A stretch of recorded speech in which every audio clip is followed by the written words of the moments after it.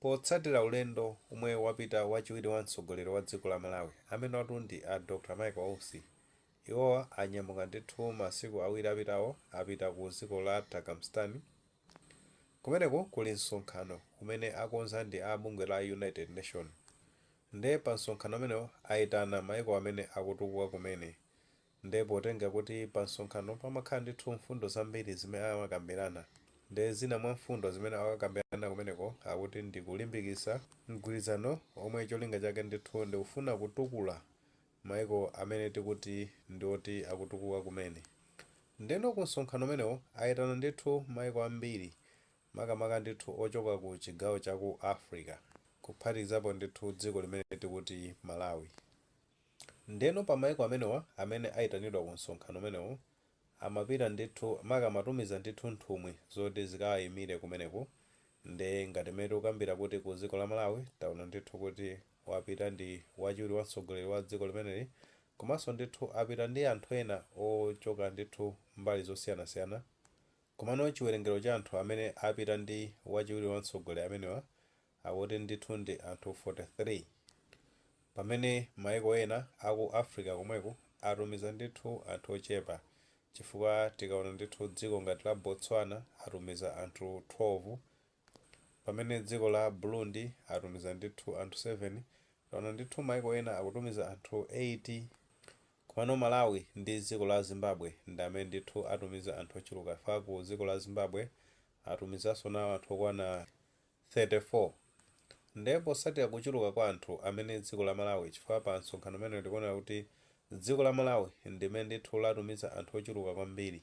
Ndipo posatira ndithu kuchuluka kwa anthu amene atumizidwa kumeneko, zikuoneka kuti nzika zina ndithu za dziko la Malawi sizinakondwere maka ndi kuchuluka kwa anthu amene apita kumeneko. Ndipo posatira zimezi nzika zambiri ndithu zimakhala zikukambirana masamba osiyanasiyana a mchezo, kuphatikizapo ndithu Facebook komanso WhatsApp, kumene amazuzula maka zimene zachitika kuti atenga anthu ambirimbiri, potengera kuti dziko limeneli lili pa mavuto ndithu ochuluka, mavuto azachuma. Taona ndithu kuti kumeneko kuli mavuto ngati akusowa kwa ndalama zakunja, komanso padakali panopa ndikuti no mafuta a galimoto akuvuta kwambiri, zomwe gwero lake ndikusowa ndithu kwa ndalama zakunja. Ndipo potengera kuti anthu amene apita kumeneko agwisa ntchito ma dollars amene alandira ngati allowance ndi zina zotero. Nde zimene zikuonetsa zoona kuti ndi zimene zakuyisa ndithu nzika zimenezi kuti zikayambe ndithu kudzudzula amenewa. Ndeno posatira zimezi maka zimene za nkhani imene kuzungulira kuti amenewa ndithu akuononga chuma cha dziko la Malawi potenga anthu ochuluka.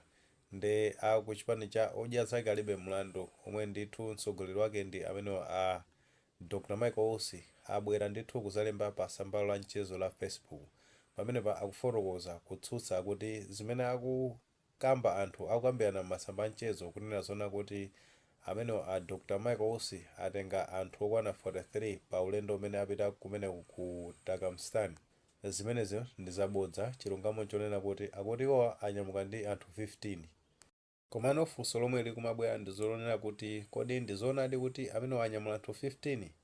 Komano potengera chikalata chimene chakhala ndithu chikuzungulira masamba amenewa chikuonesa kunena zoti anthu amene apita kumeneko ndi anthu ochuluka ndithu, moti sizikusiyana kwambiri ndi figa imene ikunenedwa kuti atenga anthu 43, zomwe ndithu potengera zimene akudandaula nzika za dziko limeneli ndi zinthu zoona ndithu, chifukwa anthu 43 ndi anthu ochuluka kwambiri.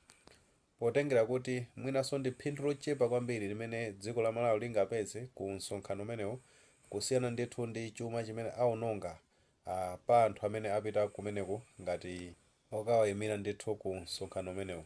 Tikakutengani mbuyo pang'ono pamene kunali msonkhano wa IMF kumene kunali ku dziko la America. Tikumbuka ndithu kuti munali mu April umenewo, manali pa 17 kandi pachani, koma April chaka chino cha 2025. Msonkhano umenewo umakachitika ndithu ku dziko la America.